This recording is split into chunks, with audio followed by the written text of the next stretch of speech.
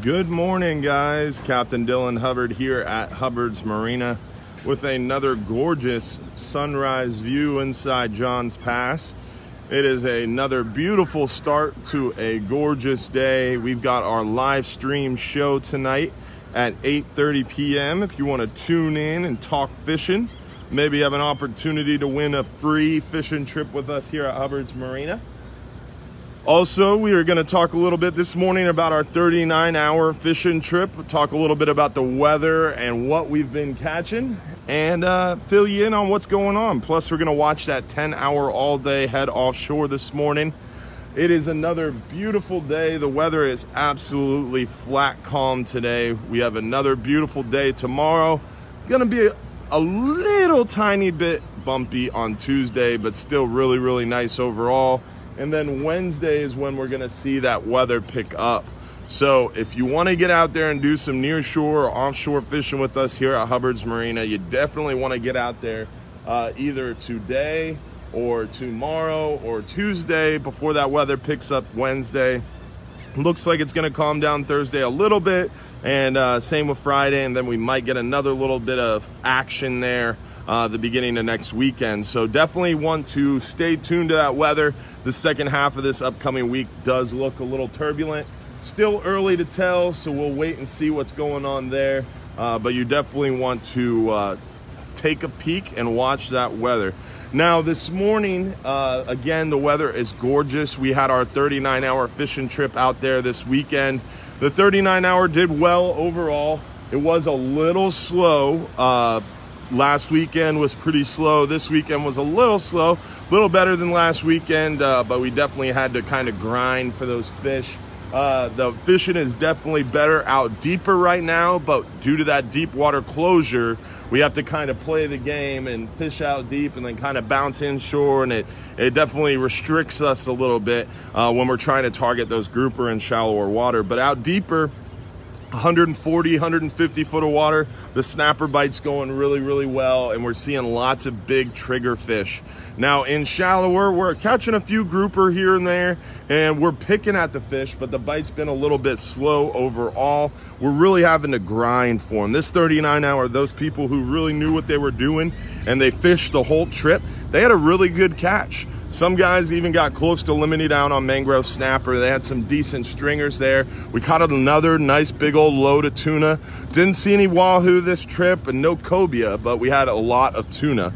So that's pretty good fishing overall. I mean, they put together a decent catch at the end of the trip, but we definitely had to work for it a little bit on this recent 39-hour trip. Now, we are coming up on this weekend. We've got another 39-hour trip. We're hoping that fishing turns around for us, or we might just go out there a little deeper and target those trigger fish now that they're open. We are still seeing a lot of pelagic action. The pelagics, those wahoo, we catch them out deeper as well. Anything past 140, 150 foot is where we're seeing those wahoo right now. Tuna, anywhere from 100 foot beyond is where we're seeing those tuna pretty actively. So anywhere really offshore is a great place to target those tuna. As far as mangrove snapper goes, that 10-hour all day this past Thursday did very well on mangrove snapper.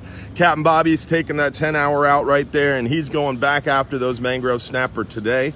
The mangrove snapper have been biting past about 75, 80 foot of water, all the way out to 180 foot of water. But we're seeing them near shore. You want to target that maybe 75 to 95 foot range.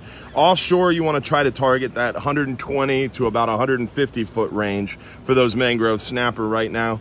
And overall, the mangrove bite's been really good, but something strange about the mangroves lately is they seem to only really want those pinfish, those big pin, or those small pinfish that are like 3.5 inches, 4 inches long. Those are what those big mangroves are biting on right now.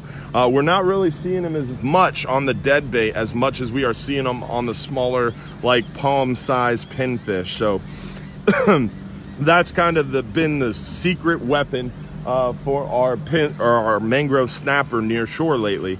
Triggerfish, they love a little bit of everything. I catch a lot of triggers when I'm mangrove snapper fishing with thread fins. You can catch triggerfish on squid too. They really bite a variety of different baits. You can even catch them on the dead pinfish.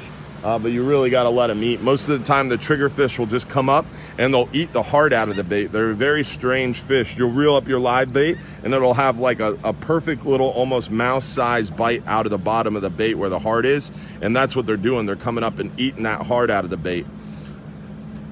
There goes the bridge opening up for the Florida fish, or the friendly fishermen here for the 10-hour all day. Here goes the bridge, letting us out there into that beautiful Gulf of Mexico. That's absolutely flat calm this morning and a gorgeous start to the day. Here goes the friendly fishermen heading out there.